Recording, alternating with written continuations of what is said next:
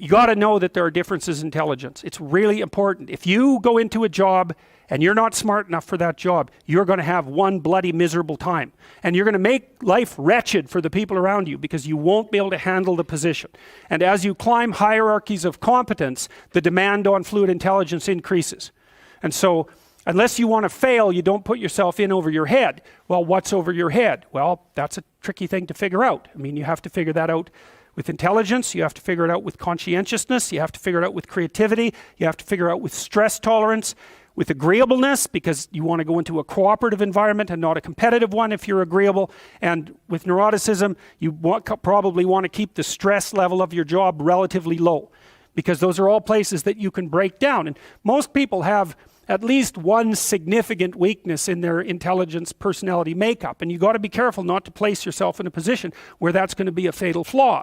But what you really want to do, as far as I can tell, if you want to maximize your chances for both success and let's say well-being, is you want to find a strata of occupation in which you would have an intelligence that would put you in the upper quartile. That's perfect. Then you're a big fish in a small pond. And you don't want to be the stupidest guy in the room. It's a bloody rough place to be. So, and you probably don't want to be the smartest guy in the room either, because what that probably means is you should be in a different room, right? You should look at a place where if you're right at the top, you've mastered it. It's time to go somewhere where you're a little lower so that you've got something to climb up for. So, and if you're not hyper conscientious, for example, you're probably not going to want a job that you have to work 70 hours a week at, because you're just not wired up that way. You'd rather have some leisure, and like, more power to you. If that's how you're wired up, there's nothing wrong with having some leisure.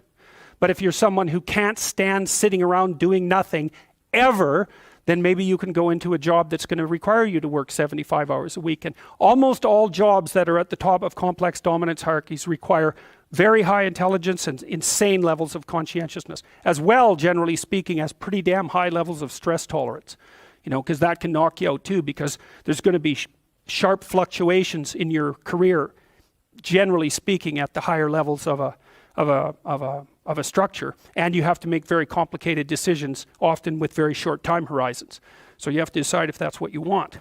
So, okay, so how smart do you have to be different things in life? Well, if you have an IQ of 116 to 130, which is 85th percentile and above, so it's one person in 8 up to one person in 130, I believe is 85, 90, 95, is it 95? I think it's 95. One person in 8 to one person in 20. Then you can be an attorney, a research analyst, an editor, an advertising manager, a chemist, an engineer, an executive manager, etc.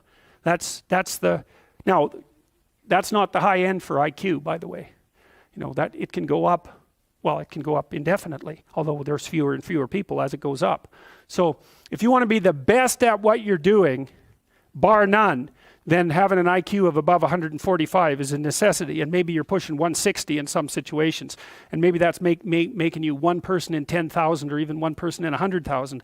And then also, to really be good at it, you probably have to be reasonably stress tolerant and also somewhat conscientious. So you know, people, well, you think, well, why is it that smart people are at the top of dominance hierarchies? And the answer to that in part is because they get there first, right? I mean, everything's a race, roughly speaking, and the faster you are, the more likely you are to be at the forefront of the pack. And intelligence in large part is speed. That's not all of it is. So if you're moving towards something difficult rapidly, the faster people are going to get there first. So IQ of 110 to 115, so that's 85th to 73rd to 85th percentile. Copywriter, accountant, manager, sales analyst, general manager, purchasing agent, registered nurse, sales account executive. If you look at universities, the smartest people they're above this. Who are the smartest people at university? What do you think? Mathematicians, physicists and mathematicians, right. I could tell you who's on the other end, but I won't. Yeah, I'd like to though.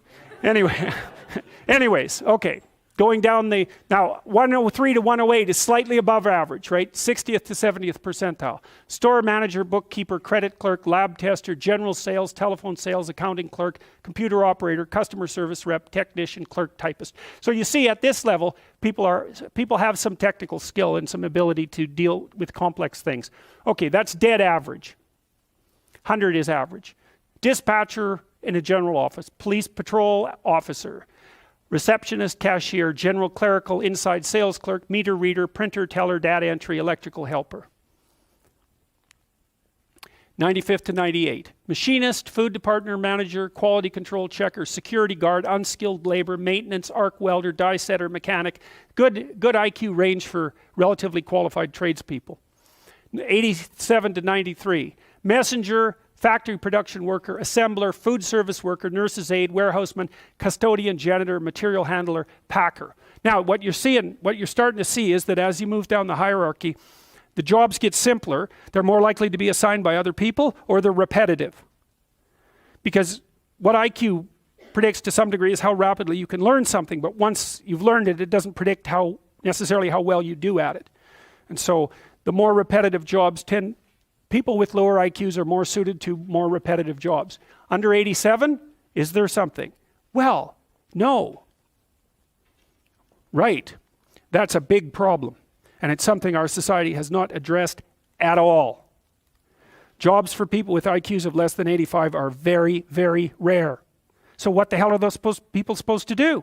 It's 15% of the population. What are they supposed to do?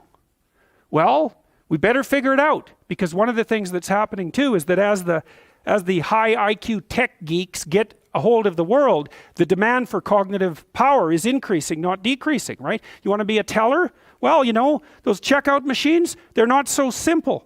You want to work at McDonald's? You think that's a simple job? You don't see robots working at McDonald's. And the reason for that is that what McDonald's workers do is too complex for robots to do.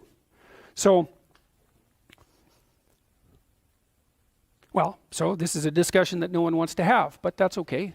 It's still a problem, and it has to be dealt with. So the US government, I think I told you this at one point already, it's illegal to induct anyone into the US Army if they have an IQ of less than 83, right? It's about 10% of the population. Because the US Army, and they've been doing IQ testing since IQ testing began, because they want everybody they can possibly get into the Army, because in peacetime, they use it as a way of moving people up the socioeconomic ladder, and in wartime, well, obviously, you need as many soldiers as you can get your hands on. And so you're not going to be any pickier than you have to be. So when the US Army says it's illegal to induct anybody into the armed forces if they have an IQ of less than 83, then you know that they've done it for absolute necessity, right? And when people have made a finding that contradicts what they want to hear and they're doing it out of absolute necessity, you can be reasonably true that it's one of those facts that just won't bloody well go away. And so you might think, well, if there's nothing for someone with an IQ of less than 83 to do in the Army, what makes you think that there's something that they can do in the general population?